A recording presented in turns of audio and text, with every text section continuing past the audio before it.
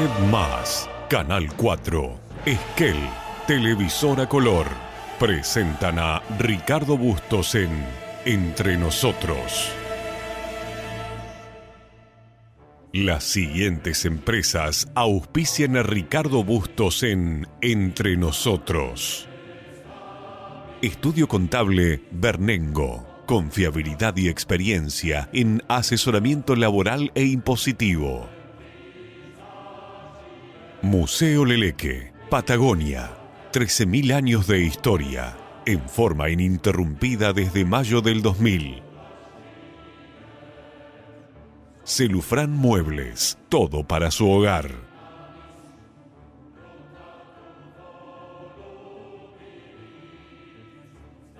La Despensa, diseño interior, el placer de vivir momentos únicos. Leandro Sport, indumentaria masculina, más de 50 años vistiendo a generaciones de Esquel. Legión Mat, materiales para la construcción, cimentando el crecimiento y el futuro de la región. Viñas del Nantifol, pioneros en la actividad vitivinícola en el Valle de Trevelin. Cruz del Sur, soluciones logísticas integrales y envíos a todo el país. Visítanos en 9 de julio 1687, Esquel. Doctor Mascota, salud y felicidad para mascotas. Integral SAI. La intención es que te sientas bien. Muy bien. ¿Qué tal? Muy buenas noches y bienvenidos a esta nueva edición de Entre Nosotros. 3 bloques del programa que tienen diferentes temáticas. El primero de ellos tiene que ver con lo que se debatió durante prácticamente más de 2 meses en la República Argentina y tenía como epicentro el Congreso de la Nación. Primero fue en senadores y durante la semana pasada, el día miércoles y jueves, en la Cámara de Diputados de la Nación. La modificación a la ley de glaciares, que le permite ahora sí a la industria minera en la República Argentina invertir con mayor grado de certidumbre en cuanto a dónde invertir y cómo invertir. La famosa ley de glaciares. Ya es un hecho y de esto vamos a hablar en el primer bloque del programa con el abogado ambientalista Horacio Franco, que fue uno de los que presentó su ponencia y su punto de vista en esa asamblea, en esa audiencia pública que se dio durante largas jornadas en el Congreso de la Nación días atrás. Segundo bloque del programa habla con nosotros la funcionaria ya renunciada del gobierno de Matías Tacheta, la licenciada Marcelina Angiorama, quien renunció la semana pasada a su cargo como subsecretaria de Gobierno de la Municipalidad de Esquel. Y en el tercer bloque del programa habla con nosotros el licenciado Facundo Páez, que es el actual concejal, uno de los concejales del oficialismo en el municipio de la ciudad de Trevelin, que visitó la planta de tratamiento de residuos sólidos urbanos, donde también la municipalidad de Trevelin arroja sus residuos. Todo esto esta noche en Entre Nosotros. Bueno, primer bloque del programa, el tema ha sido el tema prácticamente del mes y de la semana desde el punto de vista de lo legislativo, la discusión que se dio en el Congreso de la Nación sobre un tema que afecta básicamente a la producción y a la economía de la República Argentina, pero especialmente a las provincias del interior. Pero se debate en el Congreso de la Nación. La ley de glaciares, que ya es un hecho, la modificación a la ley de glaciares. Voy a hablar, o lo tengo en línea ya esta noche, a Horacio Franco, que es abogado, ambientalista, creo que debe tener ya casi 40 años en el desarrollo profesional de su actividad, trabajando para empresas mineras y otras no mineras, pero con su especialidad en derecho ambiental. Horacio, buenas noches y gracias por estar con nosotros, entre nosotros, en esta noche aquí en Canal 4, Esquel, Televisora Color. ¿Cómo estás? Buenas noches, un gusto, Ricardo, gracias por invitarme. Bueno, y saludos a tu audiencia. Bueno, ¿conoces la provincia del Chubut? ¿Conoces Esquel? Conozco, sí, Chubut es una provincia extraordinaria, ¿no? A muchos lugares del mundo, a muchos, incluso a países del mundo, les gustaría tener una geografía natural y humana como la de Chubut. Fuiste uno de los privilegiados que tuvo la oportunidad, y por eso te convoqué, porque te vi en una de las audiencias en las que se presentaron, de las audiencias públicas en las que se presentaron posiciones vinculadas con este gran debate que se dio, que se terminó el jueves a la primera hora, en la primera hora de la madrugada, sobre la discusión de glaciares, pero que tuvo audiencias previas donde los que se anotaron y tuvieron la suerte de participar dijeron lo suyo. Y fuiste vos uno de aquellos que dijo lo suyo en muy pocos minutos, por supuesto, porque fueron muchísimos los que se anotaron, y dijeron lo suyo acerca de esta modificación a la ley de glaciares.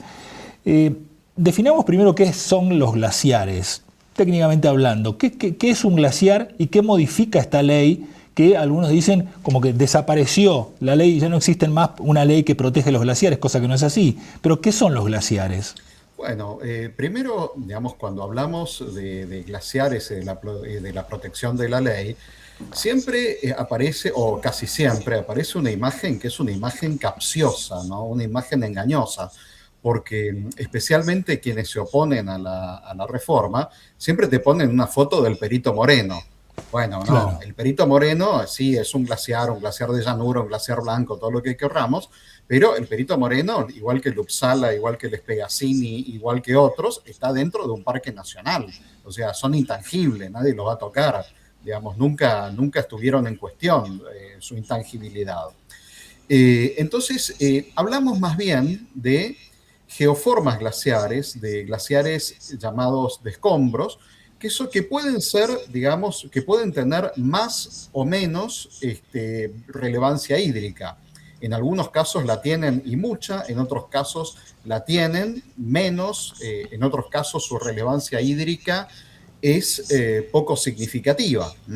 Entonces, estamos hablando de eso y, sobre todo, del ambiente periglaciar.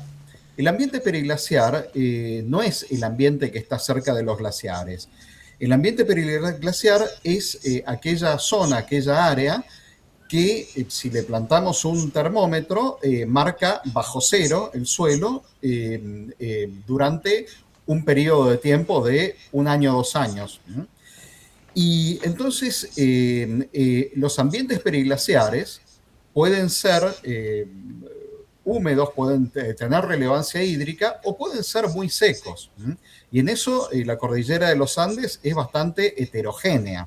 Lo que pasa es que la ley de glaciares, la definición que establece no es una definición basada en ciencia, porque si hablamos de ciencia, un ambiente periglaciar se define por su temperatura, no por su función hídrica. Pero bueno. Es decir, puede tener la ley anterior, la que ahora ya fue modificada, pero la ley anterior contemplaba. Perdón, cierto, yo todavía estoy. La ley modificada. Sí, la ley que ya fue modificada, pero podía hablar de un periglaciar sin tener agua, podía ser una roca helada. Claro, pero eso digamos que la ley modificada no cambió la definición de glaciar, sigue teniendo una definición no basada en ciencia, pero al menos ahora se establece como regla el cumplimiento de funciones hídricas relevantes y la evaluación de impacto ambiental. Con eso, bueno, digamos, se puede ajustar a lo que indica la ciencia. Daba la idea, por lo que se escuchó, tanto en los diputados que votaron, la votación salió favorable a la modificación para darle mayores seguridades y mayores garantías al marco jurídico del inversor, que es el que genera trabajo y genera valor, genera exportación y demás, como al que trabaja en la industria. Daba la idea que muchos de los que votaron y muchos de los que se plantearon en la audiencia, primero en su vida conocieron un glaciar, en su vida conocieron una mina y una explotación minera, pero como que opinaban me daba la idea que opinaban desde la capital federal, cuando se está hablando tanto del glaciar, que es un recurso de las provincias, porque no hay glaciares en la capital federal, los glaciares están en las provincias del interior, como también los minerales están en las provincias del interior del país, opinaban sobre recursos que no les son propios. El glaciar no le es propio a la nación, es propio a las provincias, y los minerales son propios de las provincias, no son de la nación, por constitución, ¿no? Claro, de todas maneras, bueno, nuestra democracia representativa con participación pública, digamos, establece que los diputados son representantes del pueblo, con lo cual se los elige y listo, con eso ya son, digamos, están legitimados para sí, desde luego. opinar y votar, y digamos, nuestra Constitución también, digamos, establece que la minería, si bien, digamos, hay un protagonismo innegable por parte de la provincia, pero también está sujeta a ciertas normas nacionales, para empezar el Código de Minería, que son las reglas generales, y las leyes de presupuestos mínimos, y de eso se trataba, ¿no? La ley, nuestra ley de glaciares es una ley de presupuestos mínimos. Está claro. ¿Qué le cambia al haber sido aprobada la modificación? ¿Qué le cambia al inversor? ¿Que le permite ir e instalarse al lado de un glaciar? Después te voy a preguntar cuánto aporta el glaciar desde el punto de vista hídrico como insumo, el agua, para un desarrollo minero. Pero ¿qué le cambia al inversor? ¿Por qué la industria minera estaba tan interesada en modificar y en definir más claramente lo que estaba ambiguo en la redacción anterior de la ley? Bueno, en primer lugar, digamos qué es lo que no cambia. O sea, antes no había un piedra libre, ahora tampoco. Es decir, las empresas están sujetas a un marco institucional y ambiental exigente. La Corte Suprema estableció una vara alta y la hace cumplir. La vara alta que establece la Corte Suprema es, digamos, que señala que los estudios ambientales tienen que ser serios y científicos, como no podría ser de otra manera. Y la Corte Suprema hizo valer esta vara alta en varios fallos judiciales, fallos definitivos de la Corte Suprema. Entonces, las empresas mineras ahora van a tener, digamos, mayor claridad en cuanto a especialmente qué es el ambiente periglaciar. Porque antes, digamos, ellos podían decir, bueno, a ver, la ciencia dice que un ambiente periglaciar puede ser seco, ¿qué problema habría? Pero la ley anterior, el artículo 6 prohibía toda actividad en el ambiente periglaciar. Es cierto que también después lo definía con otros criterios distintos a la ciencia, pero ante la duda, una empresa minera que va a invertir 4.000, 5.000 millones de dólares, dice, yo no voy a poner esta plata acá, digamos, si no se aclara bien esto primero. Los bancos, las entidades financieras internacionales, si uno va y les pide plata para poner, me van a decir, bueno, lo mínimo que yo quiero es este tipo de claridad, porque si yo invierto esta plata y después me dicen, pero estás en el ambiente periglaciar, sí, pero es seco, no, pero la ley prohíbe toda actividad, bueno, imposible. Claro. En esa discusión, después de haber hundido semejante cantidad de fondos en un proyecto. Se entiende. Sí. Se entiende. Lo que se busca con la ley, y daría la impresión que la ley tal cual queda redactada con estas modificaciones, es en preservar el glaciar como fuente de recurso hídrico. Después te pregunto, y era la pregunta que quedaba pendiente, abierta, ¿cuánto aporta un glaciar desde el punto de vista del recurso hídrico como insumo para una industria que también después te preguntaría cuánto consume la industria minera en relación a cuánto consume, no sé, la ganadería o la industria vitivinícola o la agricultura o el resto de los consumos humanos en la vida diaria, ¿no? Pero ¿cuánto aporta un glaciar como recurso hídrico para la minería o para el resto de las actividades humanas? Bueno, si hablamos de tal o cual glaciar, no se puede responder en abstracto, digamos, hay que hacer estudios No todos se comportan iguales. No todos se comportan iguales, no todos tienen el mismo volumen, no todos ocupan la misma superficie. Hay que medir a través de estudios hidrológicos, de estudios glaciológicos, que conllevan saberes específicos, que conllevan personas que tienen este tipo de saberes muy, muy infrecuentes, digamos. Ahora, si habláramos, por ejemplo, en general digamos, a ver, tomemos tal o cual provincia, por ejemplo, la provincia de San Juan, por decir algo.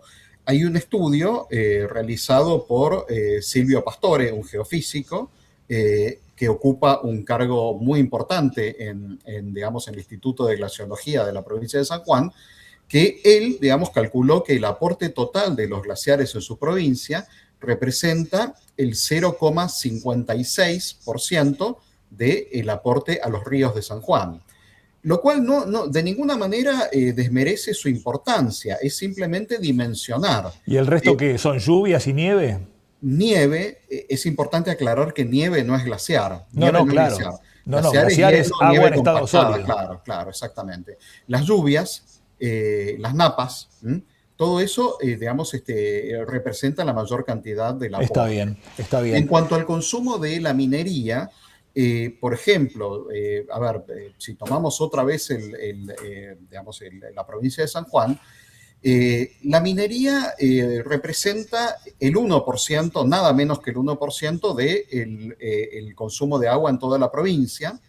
La agricultura representa el 70% y el consumo humano 20%. Entonces, ahí nos lleva a un caso interesante, que es en toda la agricultura cordillerana, vitivinícola, frutihortícola, etcétera, hay un enorme desperdicio de agua porque todavía se utiliza el riego por inundación. Claro, que no es Y tan eficiente, ¿no? claro, y digamos, con los recursos de la minería eso se podría revertir, pero por supuesto, digamos, del uso que se hace de los recursos de la minería, eso depende del Estado, no de los particulares. No, no, claro, cómo invierta el Estado, Claro, cómo invierta el Estado la renta que le genera, en este caso, la industria de los exacto. minerales. Horacio, para despedirte, vos en algún momento estuviste vinculado a la minería en tu paso, en tu larga trayectoria como profesional en la provincia de Chubut. Ujú. Chubut ha sido en los últimos 25 años una oportunidad desperdiciada, esta es mi opinión, probablemente en minoría en la provincia de Chubut, pero bueno, alguien tiene que decirlo. 2003 conocemos la historia, salió la 5001 fue mandaba a hacer una zonificación que nunca se hizo. En el año 2021 sabemos lo que pasó.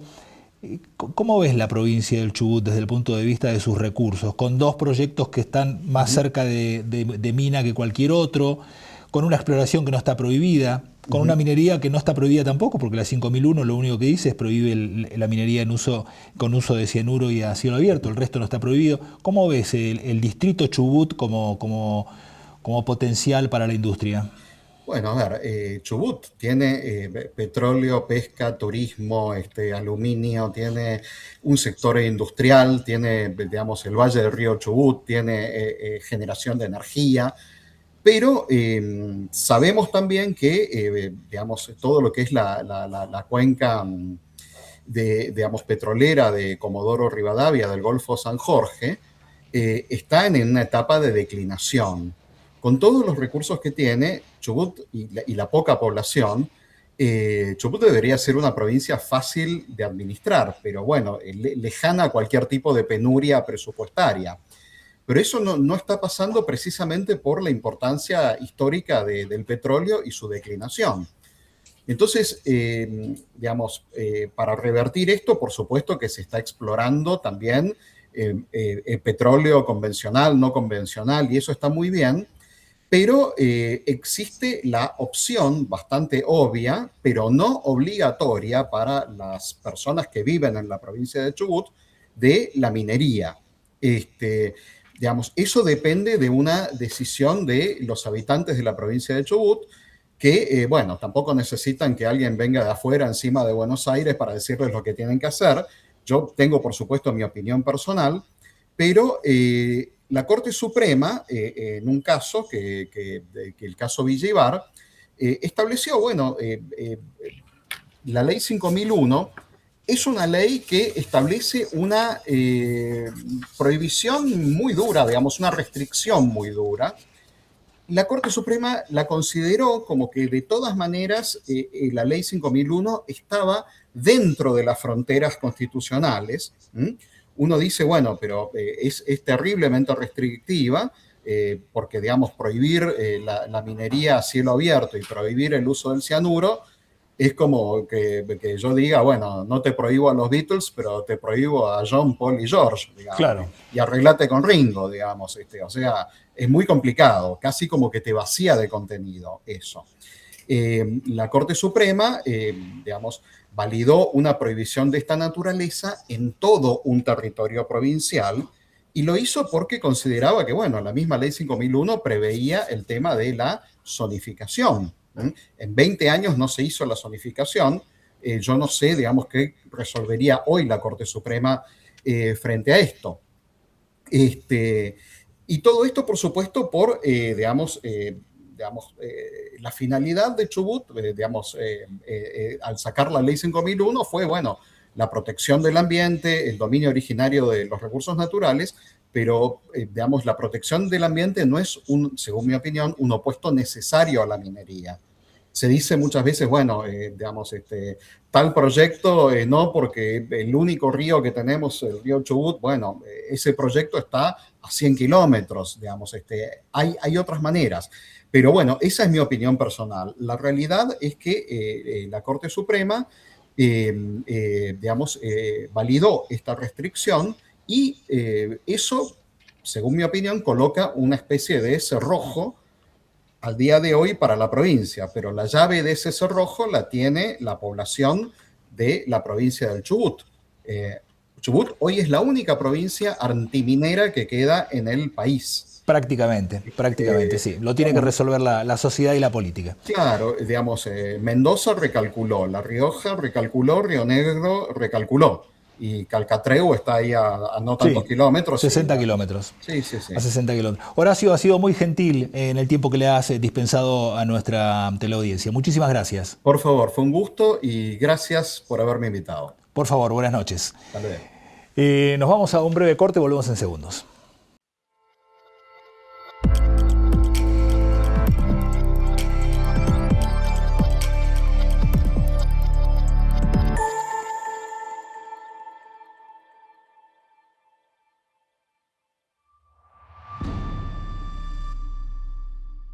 Doctor Mascota, todo lo que tu mejor amigo necesita en un solo lugar. Consultas generales, desparasitación y vacunación, cirugía de tejidos blandos, emergencias y más. Peluquería canina, un verdadero día de spa. Baño, corte y corte de uñas para tu mascota. Alimento balanceado, gran variedad de marcas y opciones para cada etapa. Estamos de lunes a sábado de 9 a 1 y de 3 a 9 de la noche. Y también los domingos de 5 a 9 de la noche. Encontranos en 9 de julio al 705 y Mitre. Elegí tu destino y Gales al Sur te lleva. Paquetes turísticos a Estados Unidos, Brasil, el Caribe, Europa, Salta, cataratas, destinos exóticos. Representantes Hotel Termas de Puyehue, quinceañeras, pasajes aéreos, asistencia médica al viajero. Gales al Sur, una agencia con más de 20 años en la Patagonia.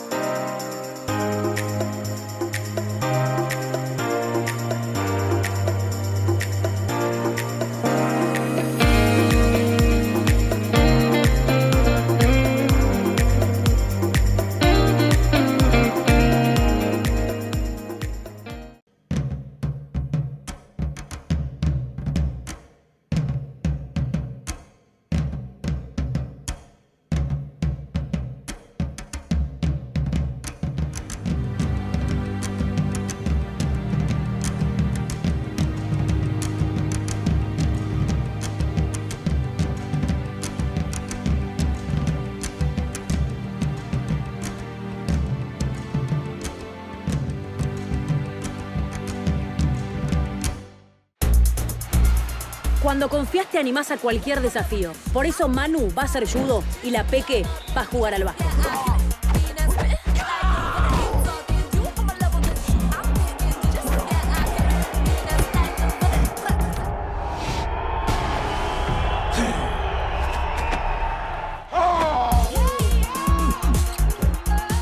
Cuando confías, seguro podés. La Segunda Seguros. Lo primero, sos vos.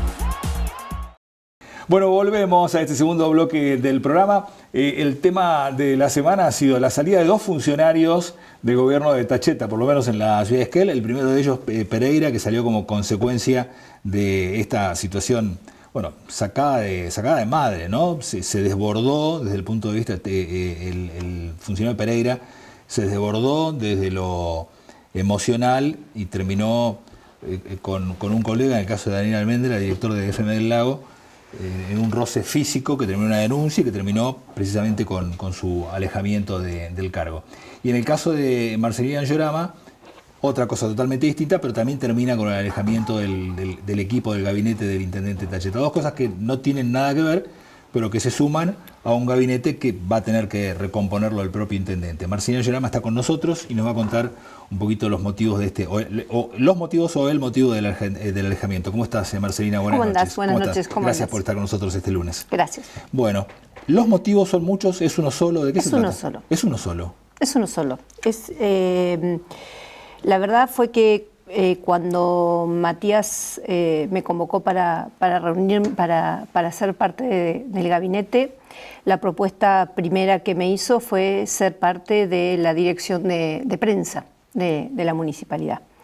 Después de varios días de tener charlas continuas de algunas cosas que yo veía o que analizábamos, se le ocurrió o me propuso ser subsecretaria de gobierno. Ahí fue cuando le dije que mi situación era que estaba a meses de jubilarme, sí, que lo que quería era terminar el proceso de la jubilación para poder para no interrumpirlo, y buscamos la forma de cómo yo podía sumarme al gabinete.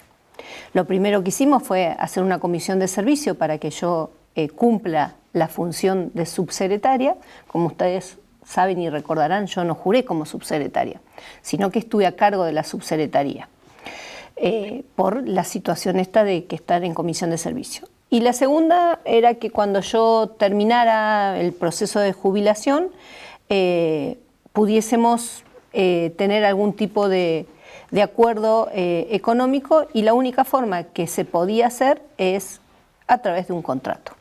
Antecedentes en el municipio hay varios. Y actualmente varias personas que están trabajando con contratos. Hay varias personas que están trabajando con contrato, y hubo antecedentes previos a estas personas que actualmente están trabajando. Que son jubilados y tienen un contrato. Exactamente. La realidad es que, o la verdad es que estuvimos ambos de acuerdo de esta forma de trabajar y de proseguir, y cuando llegó el momento de clarificar o de llevar adelante esta situación, me encuentro con que hay una renuencia a firmar la autorización del contrato. Consulto varias veces durante 2 semanas y no hay una respuesta. Frente a esa situación, el día martes a la mañana, me acerco al despacho y le digo que necesito hablar con él, a ver qué vamos a hacer. Y me dice que vuelve enseguida y que lo íbamos a charlar. Y nunca volvió. Entonces, en esa situación, presenté mi renuncia. ¿Pero previo a esto habías intentado tomar contacto con él? Siempre. A ver, los papeles estaban hacía 2 semanas arriba del escritorio de él para que lo firmara.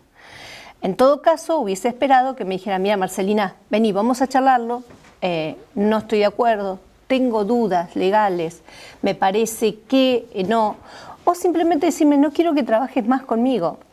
A ver, tiene toda la libertad y tiene toda la posibilidad de decirme que él ya no quería trabajar más conmigo, o no estaba de acuerdo con esto, o cambió la forma, porque a lo mejor al principio estuvo de acuerdo y después se desdijo, pero que lo dijera cara a cara. Eso no ocurrió, y eso fue lo que a mí me molestó. Pero no solo me molestó eso, sino que lo que más me molestó es que fuera a la radio y dijera o dejara entrever que yo quería algo que era ilegal y que era incompatible, y que yo no conocía de las leyes, que eso no solo me enojó, sino que no es cierto, que mintió. Porque cuando yo charlo con él, le cuento que había ido a Ceros, que había averiguado y que había consultado si esto se podía hacer. Si no, jamás se lo hubiese propuesto. Pero bueno, esta fue la única razón de mi alejamiento, fue porque él no dio la cara, no fue capaz de decirme las cosas en la cara. Y el que me llamó por teléfono y el que se reunió conmigo para que yo tomara ese cargo fue él. No fue ninguna otra persona. Entonces, lo menos que esperaba era que él venga y me dijera en la cara lo que pensaba. que hasta también podríamos saberlo, si él hubiese querido que yo me quedara, podríamos haber dicho, me quedo trabajando gratis. Hasta eso podría haber pasado. Pero nunca lo supo porque nunca habló conmigo. Entonces, lamentablemente, en esta circunstancia, me tengo que ir. Porque si yo no puedo confiar en la persona que me pide que me sume a trabajar con él, ¿cómo vuelvo yo a trabajar de esta forma? Claro. Hubo un silencio marcado a partir de X cantidad de días. Sí, creo que hubo una voluntad o una decisión política. Me parece que acá hay... ¿De evadirte? No, yo creo que, viste, cuando vos tenés voluntades políticas, vos sabés que querés esto, entonces vas a buscar la forma de lograr que esto se haga. Sí. Siempre dentro del margen de la ley. Y vas a buscar una solución. Esto lo sabías desde hace 8 meses. No es que se encontró con esto el martes a la mañana con mi renuncia. A ver, consultas a la Fiscalía Anticorrupción, consultas al Tribunal de Cuentas, consultas a un montón de organismos. Legal, sí. Asesoría legal no se expidió. A ver... ¿Pero y qué tenía de ilegal que vos continúes trabajando? No lo sé. Lo escuché por la radio. Claro. Sus comentarios fueron por la radio, no me los dijo. No me lo dijo, no lo sé, no lo sé. Claro. Este es el motivo por el cual salís a aclararlo. Exactamente. Porque aparte, yo tengo un apellido, tengo unos padres que vivieron 50 años en Esquel y que fueron ejemplo y trabajaron en muchos lugares y fueron personas que fueron realmente correctas y no merecen que el apellido sea ni manchado ni cuestionado. Porque a mí no me enseñaron eso. Y yo nunca fui así. Claro, ¿pero qué tenía de ilegal tu trabajo? Nada. No, pero dejó entrever. ¿Vos tenías en un solo comentario. sueldo o estabas cobrando 2 sueldos? No, uno solo. El de docente. Hasta que te jubilaste. A partir de que te jubilabas tenías que resolver bajo qué modalidad de trabajo en la municipalidad. ¿Sí? Y eso no hubo forma de resolverlo porque no tuviste posibilidad de charlarlo. De juntarte con él.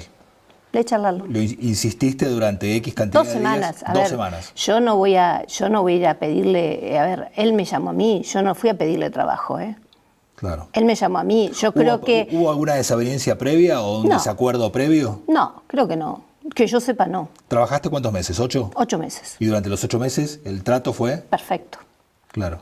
Es más, con una comunicación fluida de, no sé, 5 veces al día de comunicarnos o de salir juntos a recorrer. ¿Y de pronto se cortó la comunicación? Y de pronto se cortó la comunicación.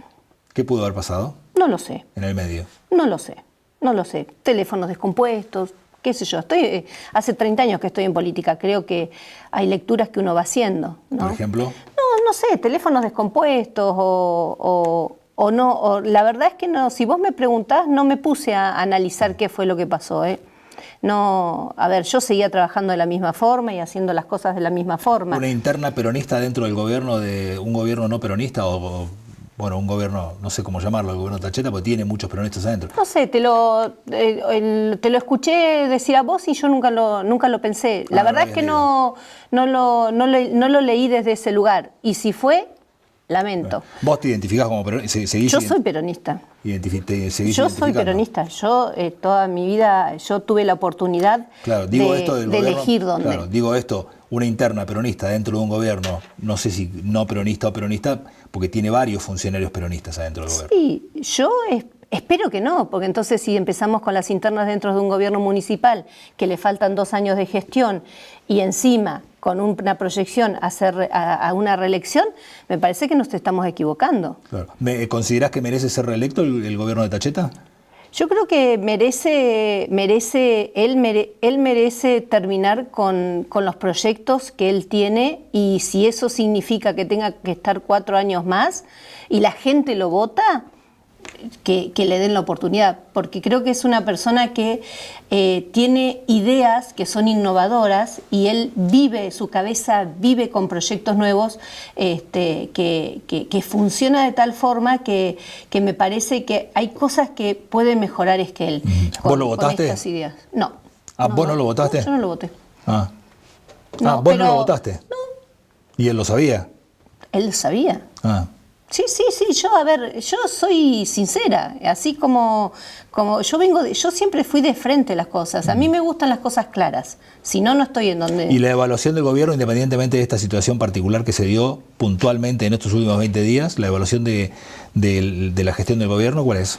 Me parece que es un gobierno que venía planificando y tenía para el 2026 una proyección de un montón de obras, que la verdad que la situación económica también atravesó al gobierno municipal, entonces se estaba en un momento en rever cuáles eran las cosas más importantes para hacer. De todo lo que estaba planificado para el 2026 se empezó a priorizar, o se estaba empezando a priorizar en qué obras o qué cosas llevar adelante que sean prioritarias para Esquel, independientemente de continuar con este crecimiento, ¿no? Y después, yo creo que para mí es un buen gobierno. A ver, que faltan un montón de cosas, sí es cierto. Que faltan resolver un montón, que faltan también dar respuestas, también es cierto. Pero no es un gobierno que, mire, hace 2 meses inauguramos la Plaza del Cielo. Esa plaza no está en cualquier ciudad de la República Argentina, no existe una plaza así. O sea, hay en pocos lugares que tenemos ese tipo de cosas. Está proyectado un parque lineal que va a ser único. O sea, hay un montón de cosas que se pueden hacer, que se están haciendo y que están proyectadas, y me parece que Matías merece y para que pueda terminar con todos estos proyectos, y si es necesario para terminar todos esos proyectos 4 años más, me parece que él tendría que presentarse como candidato. Claro, o sea que una cosa no obsta a la otra. No, yo tengo muy claro por qué yo estoy enojada, o por qué yo estuve enojada. Ahora ya no estoy más enojada. ¿Se te pasó? Hoy lunes ya está más tranquila. No, ya viernes, después de poder aclarar, yo ya está. ¿Te tranquilizaste? No, es que no estaba enojada, la decepción fue lo primero, después fue el enojo, y después sí me sentí como, la verdad es que me sentí como traicionada. Cuando él, en vez de hablar conmigo, públicamente dice algo que no es cierto, me sentí como traicionada. Pero bueno, son las reglas del juego y uno tiene que aceptar lo que viene. Marcelina, muchas gracias. Gracias a ustedes. Nos vamos al último corte y volvemos en segundos. Cuando confías te animás a cualquier desafío. Por eso Manu va a hacer judo y la Peque va a jugar al básquet.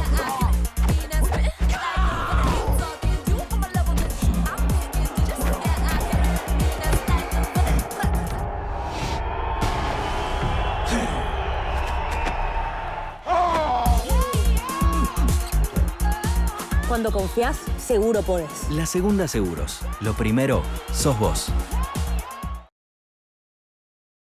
Elegí tu destino y Gales al Sur te lleva. Paquetes turísticos a Estados Unidos, Brasil, el Caribe, Europa, Salta, cataratas, destinos exóticos. Representantes Hotel Termas de Puyehue, quinceañeras, pasajes aéreos, asistencia médica al viajero. Gales al Sur, una agencia con más de 20 años en la Patagonia. Doctor Mascota, todo lo que tu mejor amigo necesita en un solo lugar. Consultas generales, desparasitación y vacunación, cirugía de tejidos blandos, emergencias y más. Peluquería canina, un verdadero día de spa. Baño, corte y corte de uñas para tu mascota. Alimento balanceado, gran variedad de marcas y opciones para cada etapa. Estamos de lunes a sábado de 9 a 1 y de 3 a 9 de la noche. Y también los domingos de 5 a 9 de la noche. Encontranos en 9 de julio al 705 y Mitre.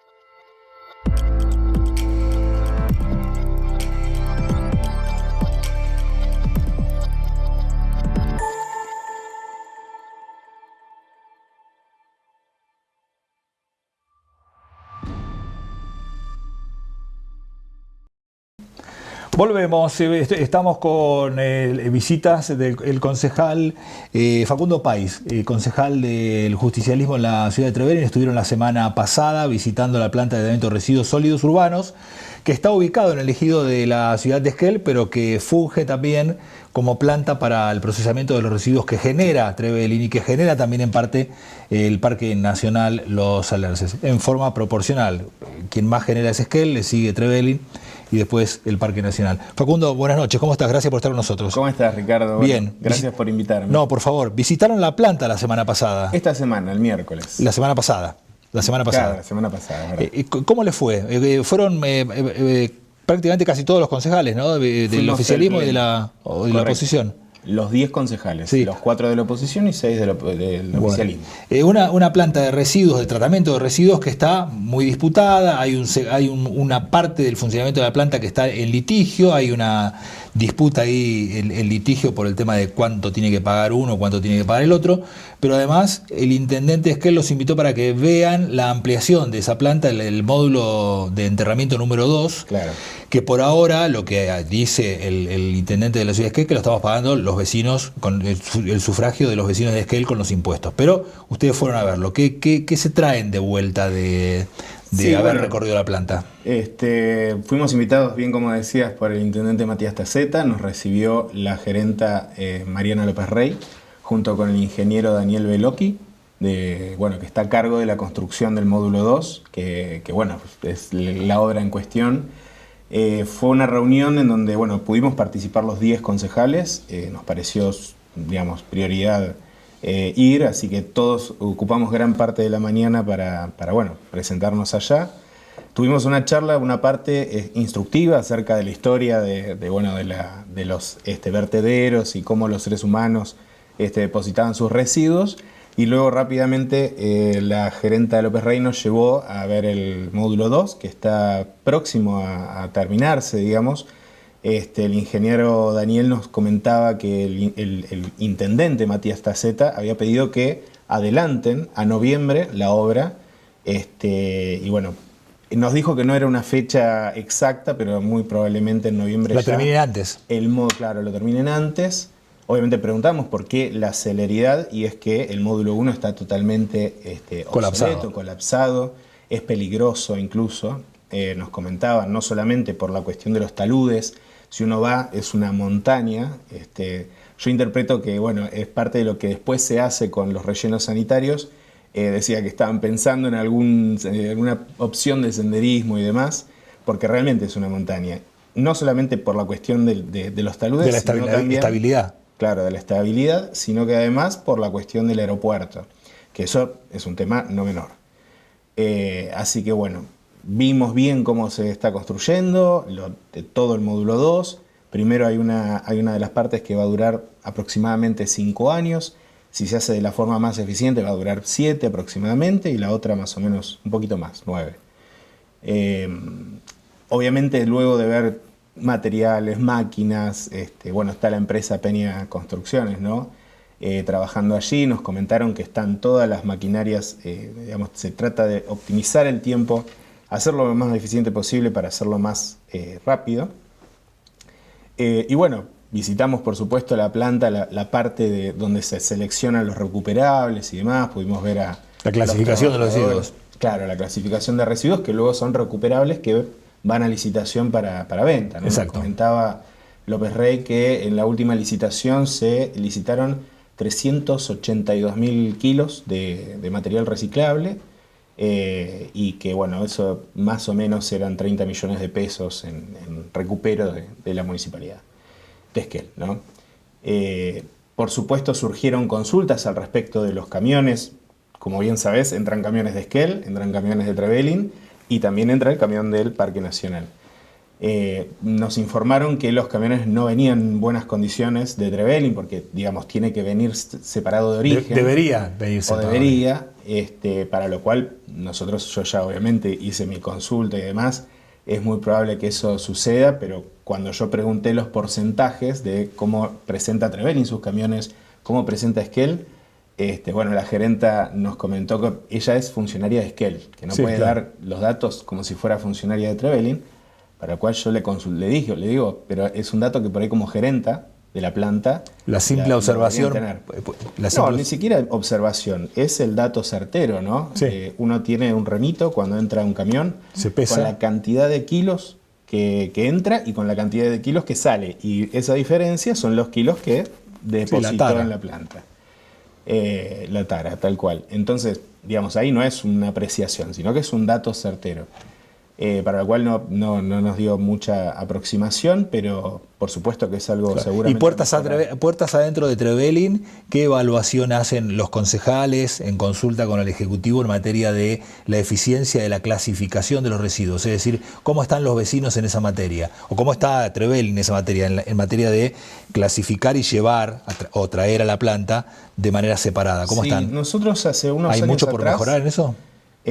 Por supuesto, siempre hay. La cuestión de los residuos es algo que es a mejorar en todos los lugares del mundo. Incluso lo charlábamos con López Rey al respecto de eso. Es un área bastante deficitaria en casi todo el mundo y es un área conflictiva en todo el mundo. La de separación en origen es sumamente difícil, es una acción de comunicación, como vos bien lo sabés, permanente, constante, incisiva, pesada incluso, porque se trabaja con todos los sectores de la sociedad para que lo logren. Yo interpreto que, digamos, de la gestión anterior, de la gestión de Cano, a esta se pasó de un sistema... ¿A esta cuál? ¿A la actual? A la actual, la segunda gestión. De Ingram, la segunda. De Cano, claro. Nosotros antes teníamos 3 tipos de separación en origen, que eran compostables, reciclables y no recuperables. Para lo cual estaba coordinado los días que se traía la planta. ¿Y ahora cómo están? Esto previo a la judicialización del convenio específico entre Trevelin y Esquel por el uso de la planta. Sí.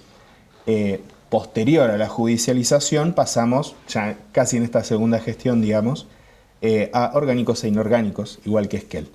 La lógica es la misma y los días que se traen están establecidos.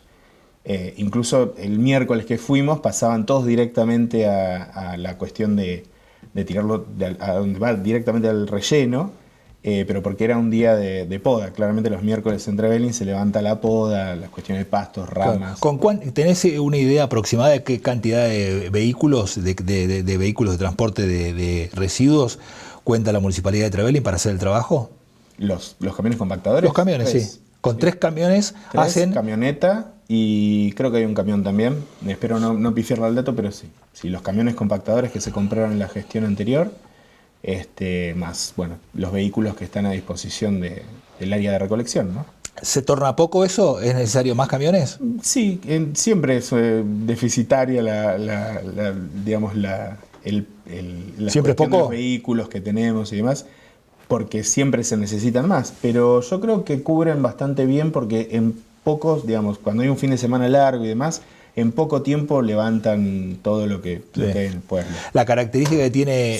Te sumo ahí a la logística, que no es menor, porque digamos, la utilización de maquinaria, de camiones y demás, el éxito o el fracaso es la logística.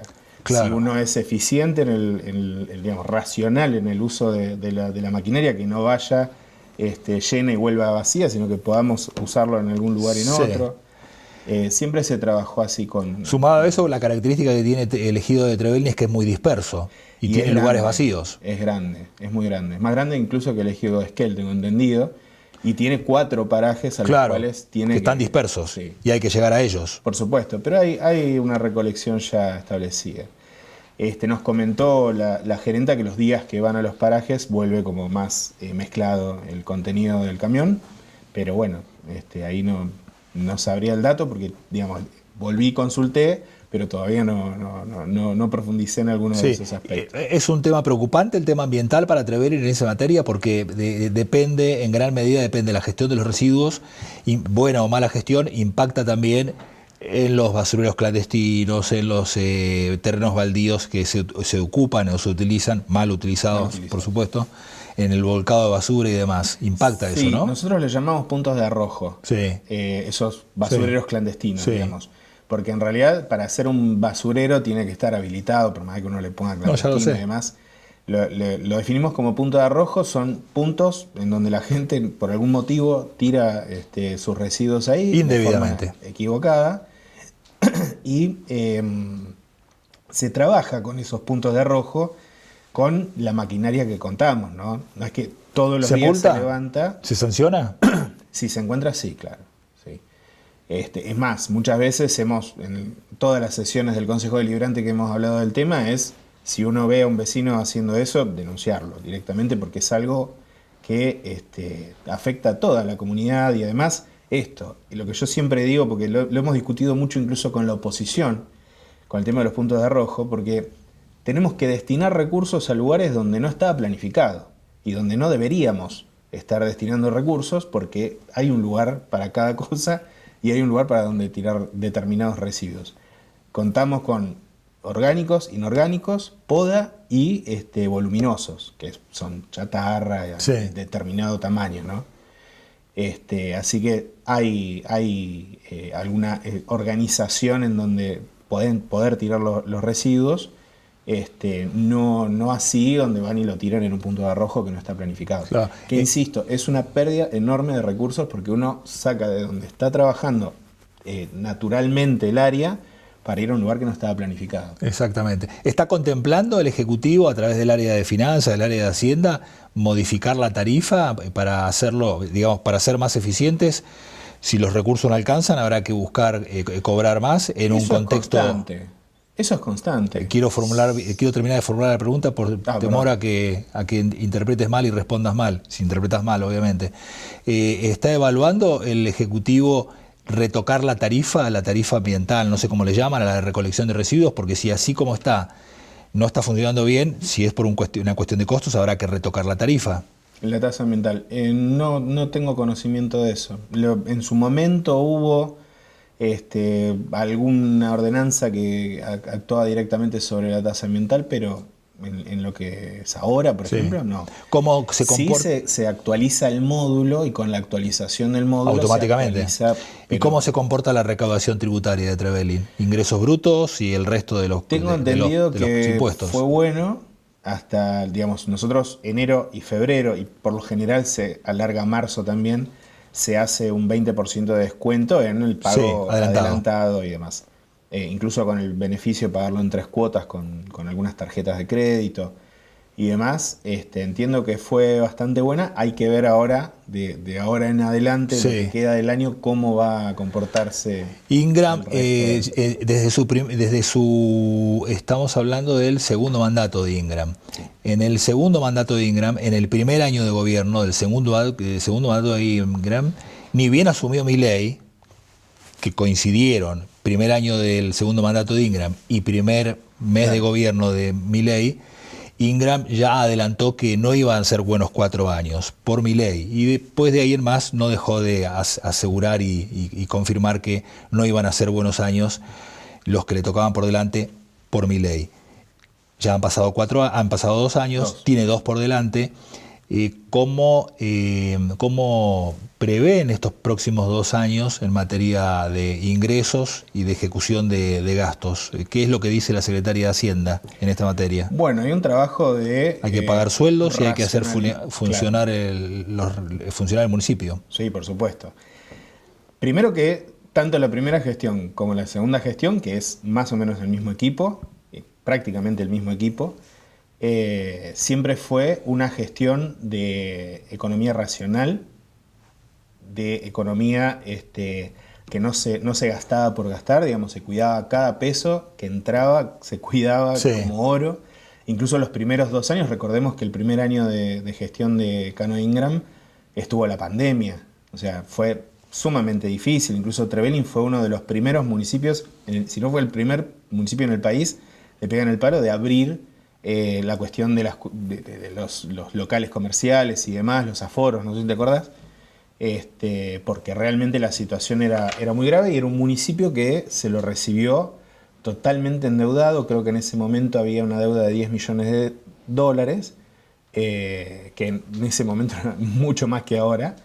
Y bueno, se hizo todo un recupero de la economía, las deudas, se saldaron incluso los pagos. Me acuerdo, segundo o tercer año de la primera gestión, preguntarle a la secretaria, porque bueno, yo vengo de la comunicación, entonces necesito algunos datos como para dar una certeza y, digamos, la factura más vieja que tenían tendría 2 meses, como mucho. Cuando se asumió, habían deudas de años. Claro. ¿Y cómo prevén los próximos meses?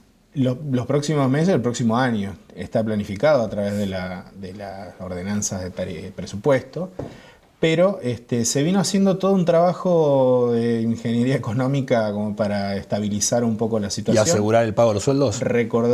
Yo que recuerde, nunca se vio comprometido el pago de sueldos en Trevelin. Está bien. Sí, se ha por ahí llegado por ahí al último día que está previsto de pago en algún momento, pero incluso este mes cobraron antes del fin de semana largo.